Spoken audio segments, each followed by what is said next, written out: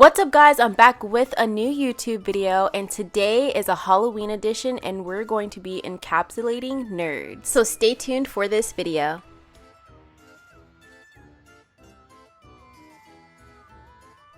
So for the first step, I went ahead and I color coordinated all of the nerds into little sections and I broke them down into little fine pieces of nerds. So to shorten this video, I went ahead and did my right hand first, so we can start on the left hand now. So the first color that I'm going to be using for this set is called Cute Cucumber. It's by Kiara Sky. All of the colors that you guys see in this video are dip powders, but like I say in a lot of my other videos, I do like to use dip powders, but you can also use them as regular acrylics because it is acrylic. It's just ground up a little bit finer than your traditional acrylic. See, here I'm struggling a little bit because with this acrylic, it's a lot softer and you're able to move it around a lot more than you are with regular acrylic. And also the consistency with the monomer is a lot different with dip powder depending on the brand and also depending on the color. With certain colors with Kiara Sky's dip powder, I've noticed with the Cute Cucumber green that I'm using here versus the electrifying orange color that you guys are going to see me use, the consistency is completely different even though they both are dip powder systems. So I also want to mention here, I know you guys are probably looking at my form like, is that a double form? What did I do? So yes, this is a double form. I don't double tip. You guys know that I personally do not use tips on myself. I only sculpt all of my artwork you see here on my YouTube channel on my left hand. So like I was saying, with these forms, you can double your form so you can get longer lengths. I wanted to have a stiletto and also a tapered square shape in this look. So with that being said, I needed to double my double my forms in order to have that extended length that I was desiring. And also, one thing I wanted to also mention, guys, is that the grids don't really matter on the forms as long as the form is even, it's correct, it's straight is what I'm referring to. Make sure that your form is straight and make sure that your C line, your C curve is not going to be out of place. As long as those two things are in place, I feel like you can just go ahead and lay your acrylic anywhere you want to on that form because it's going to come out straight regardless. So like I said, I like to just make sure that my form is completely straight and flat, and I can also get it under my natural nail, and then also that the C curve under the nail, which is what I thrive for when doing sculpts.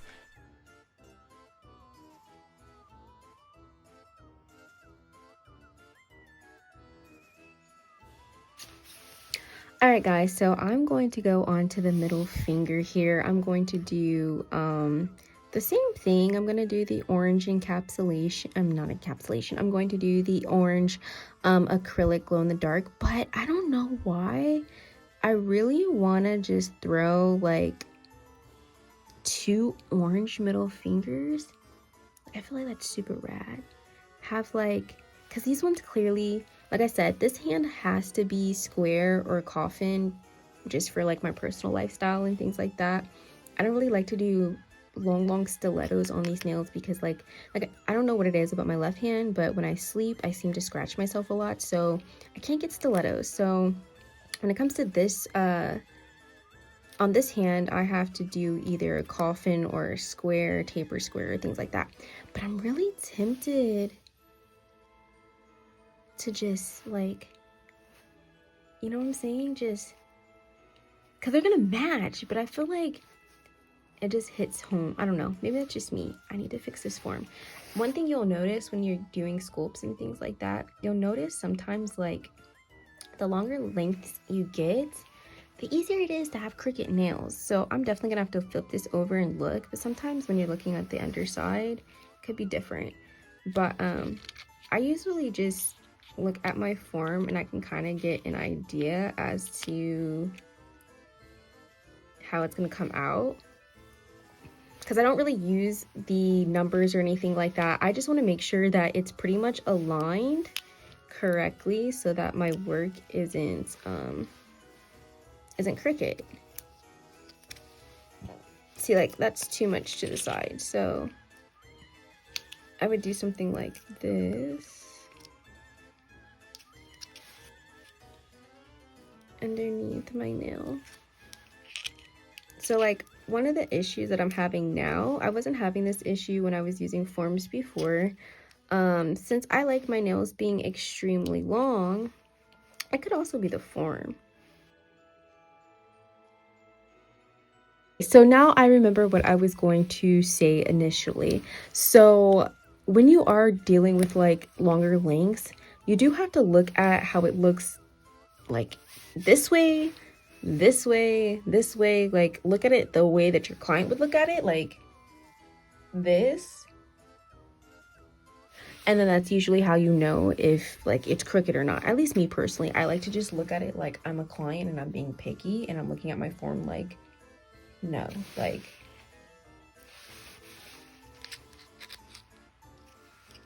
no, this is just not it. So like I'll just make adjustments to it where it will work for me. So like this one, for instance, I'm looking at it, it's straight. This one, oops, see, super long nails. This one is still a little crooked.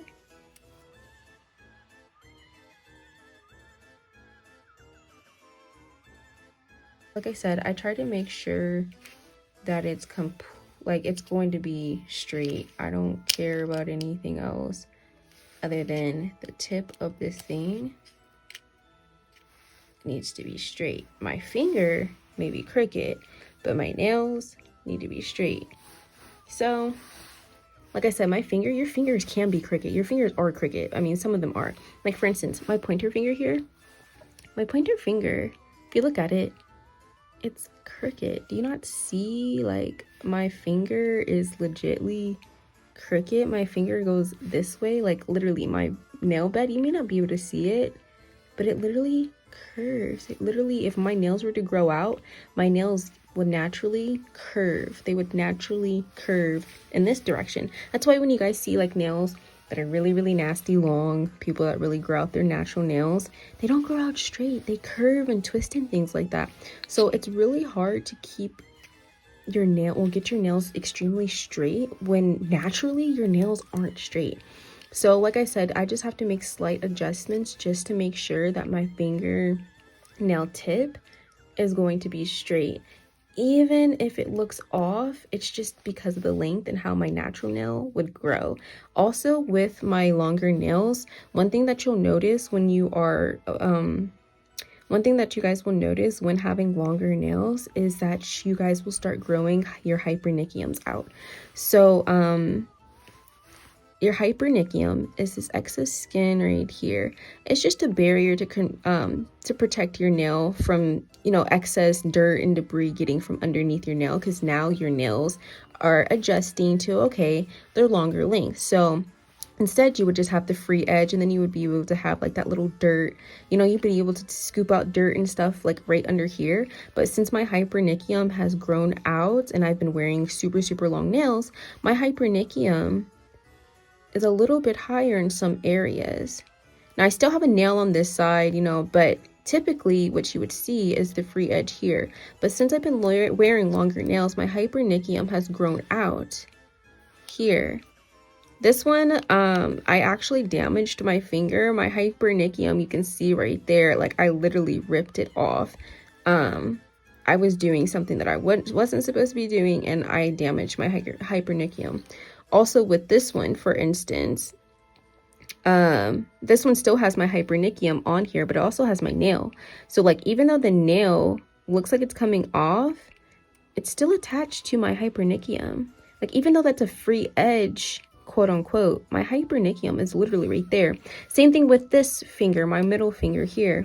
I can't literally get this form all the way up under my nail. I know it looks and appears that the form is under my nail, but it's really not. It's literally sitting right at where my hyponychium is. And the reason why my nail is cut like this is because when you have growth of hyponychium, you don't want to cut that. That's live skin, okay? So when you are cutting your nail, or me, for instance, with me cutting my nail, I'm just going to go around the free edges and things like that. I didn't really, give myself much of a manicure because I knew I was going to put on like colored acrylic, and I really don't care about the underside of my nails.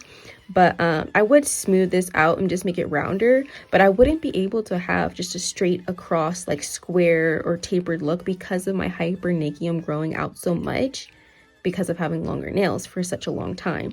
So, that's something else you guys will notice when you wear longer nails for longer periods of time, is you'll start to notice that your hyponychium starts to grow out.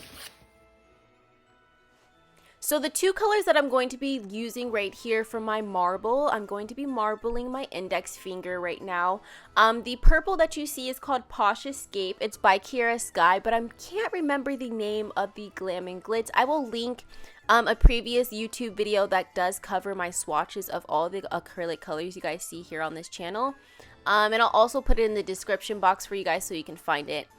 But I'm going to simply just marble this really pretty deep purple with this very, very vibrant, I can't talk guys, with this very vibrant yellow. And one thing that I like about marbling on forms is, like, yes, it's a little bit messier than using a tip, but I feel like you really get like different type of marble designs and techniques when you have free range with a form. Like, you're able to move product in more areas than I mean, it's kind of the same with a tip, but I feel like personally that I have more range when I'm using a form than I do when I feel like I'm using a tip. So I have a couple different marbling techniques. I have my cloud marbles. I have so many different type of marbles that I like to do. You guys can also find them on my YouTube channel.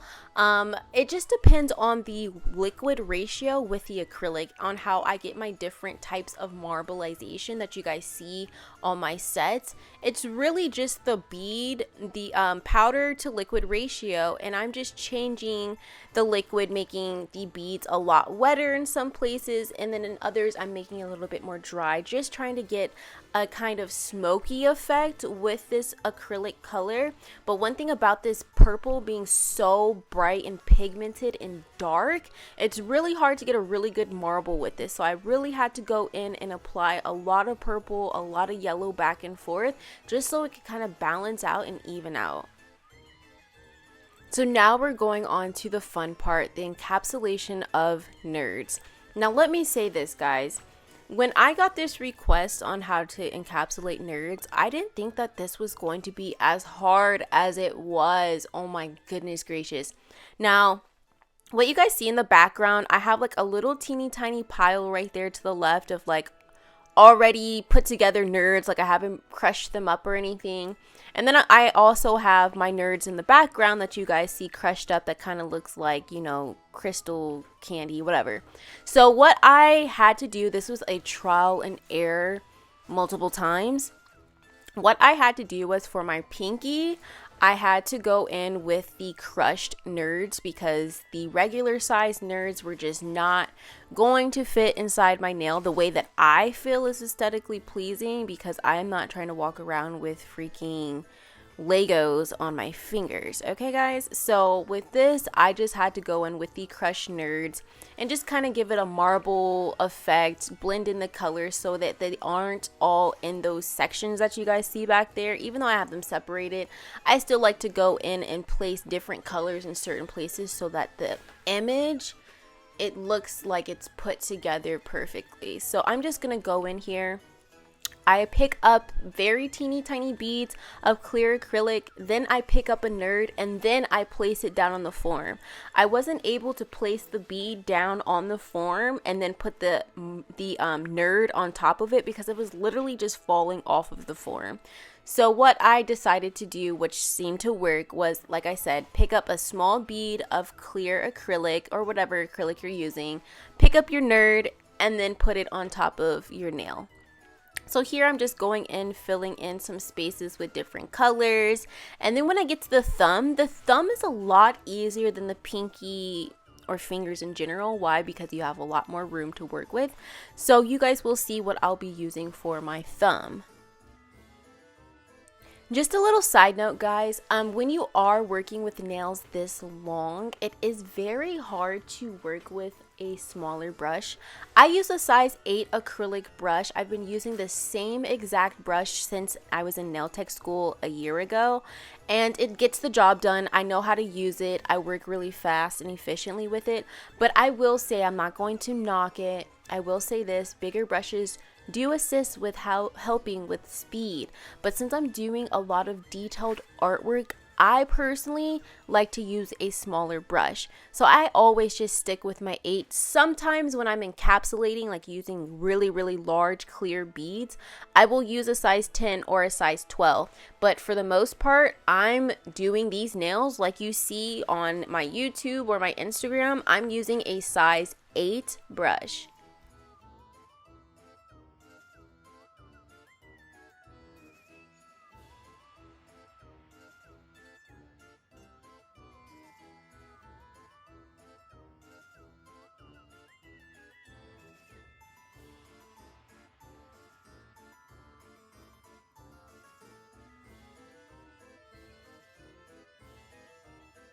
One thing I'll recommend when you are using candy or things that have coloring, food coloring, anything like that, it will tint your monomer. So what I recommend is doing all the nails that you want to do with regular acrylic first.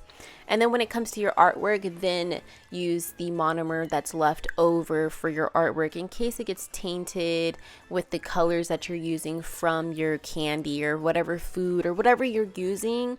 You want to just make sure you do that either first, if it's something that won't really tint the color of your monomer, or last after you've done every finger, every design that you want it, because color will change and tint your monomer.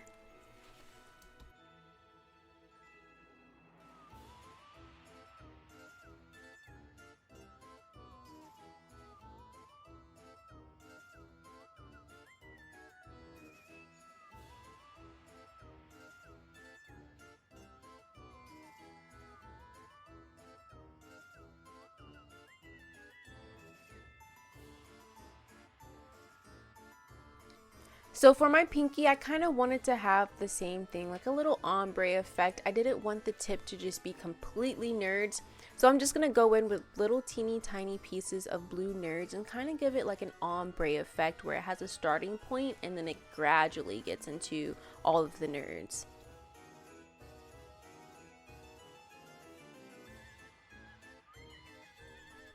So now I'm going to encapsulate all my other artwork, and then I'm going to come back and encapsulate the nerds. The reason why I'm doing it this way instead is because, like I said, I don't want to tint the color of the monomer, and you can already see my tint is different because of all these colors that I'm using.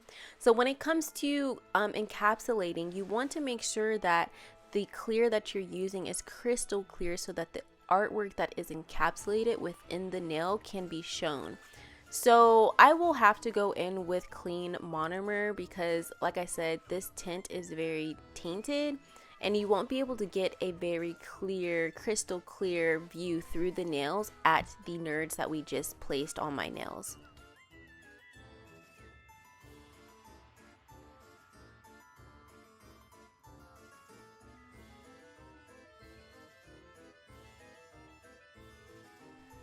So this again was a little tedious for me, but I'm so used to it at this point when dealing with food.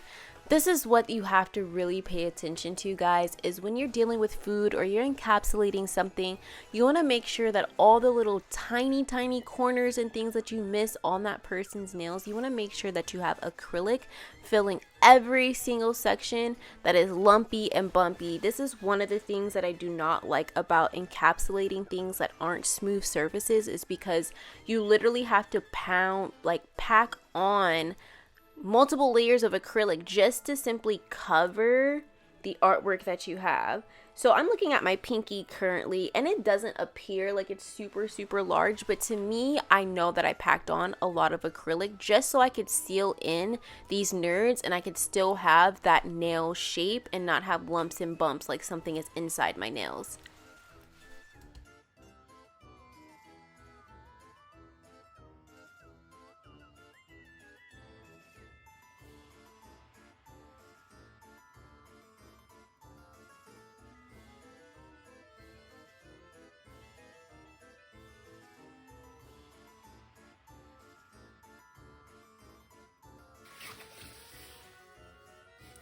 So I'm going onto my thumb and I'm just sitting here looking at my nails like I'm really turning into Edward Scissorhands, bro. Look at how long these are. And I'm about to get on my thumb. Like, my thumb is always the longest because I like my thumbs to be like as long as blunt, because literally I just tuck, bam, bomb, done in like 2.3 seconds. So what you can see here on my thumb, I was able to encapsulate entire nerds on my nail. Thumbs and larger fingers, you're able to encapsulate the nerds, but for smaller fingers, you'll have to crush up your nerds and then apply them inside your nails. So that's all for this video, guys. I will be posting my 2.0 version of this video very soon. Can't wait for you guys to see it. See you guys next time.